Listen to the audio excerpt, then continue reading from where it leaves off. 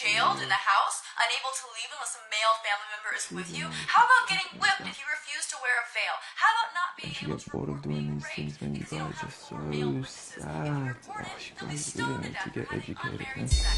How about the right to vote? Let's see, most Islamic countries are dictatorships or failed states, so you can't vote. Forced marriages, child rape, incest, it just keeps getting worse. Incest. Wow. I'm not sure where you're getting your information from, or if you've possibly mistaken us with somebody else. Why is incest wrong? It's not clear to me that it's wrong. Okay. It's clear to me there's an evolution. In all honesty, I'm not here to make a mockery out of you. I'm not here to criticize you. I'm not even here to question your intelligence. All I'm here to do is to give you advice.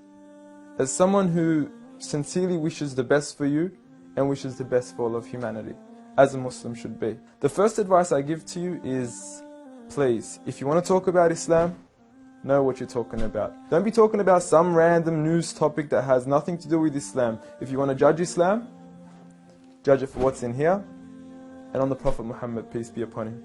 Speaking of the Prophet Muhammad, peace be upon him, I noticed your failed attempt at trying to draw him. I know it's worked for many others and it's made them really, really famous before, and I'm not sure if that's what you were trying to do, but please, give it up. I honestly want you to stop wasting your time and rather spend your time wisely in trying to find out who this man is. Find out what made this man the most influential man in the world. Find out what made this man one of the greatest lawgivers, the greatest lawgiver of all time. Find out what made this man the most perfect example to walk the earth.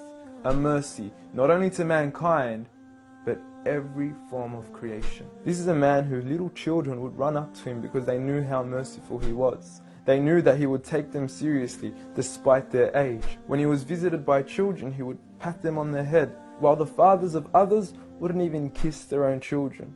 At a time when people were burying their daughters alive, he was the one who gave honor to daughters. He was the one who gave honor to women. He was the one who promised paradise for the one who raised one daughter righteously. A man who would treat the poor the same way he would treat the rich. A man who would treat the black the same way he would treat the white. Muhammad, peace be upon him, was a man who his own enemies would call him the truthful and the honest. A man, when his enemies would look at him in the eye, they would say, this is not the face of a liar. Even to this day, some of his worst enemies have become the most noble of his supporters after realizing that he was a man of truth.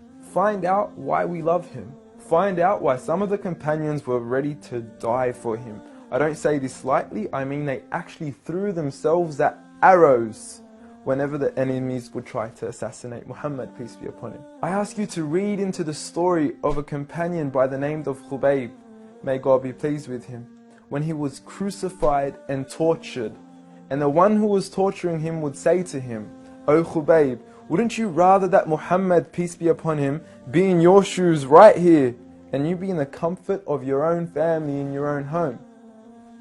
He responded by saying, I would rather be here and die than to see a thorn prick the foot of Muhammad, peace be upon him. I want you to ask yourself, why are there 1.7 billion people today, all across the world, that are eager to implement the way he lived to the absolute core? From the way we enter the bathroom, to the way we would govern an entire country, to the way we dress, to the way we eat, to the way we even sleep on our right side.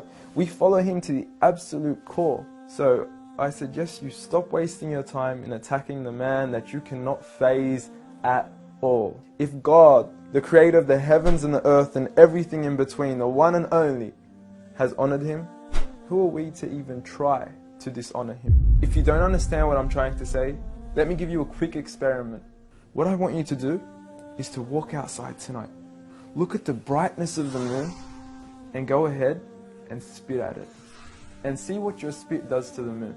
The same way that your spit doesn't affect the brightness of the moon. The same way that your spit doesn't even reach the moon. The same way that your spit doesn't even faze the moon, is exactly what you're doing when you even try to attempt to dishonor Muhammad, peace be upon him. And if anything, when you do try to spit at the moon,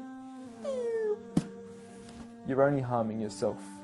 So please, stop what you're doing, stop wasting your time, and try to find out who he really was for your own benefit.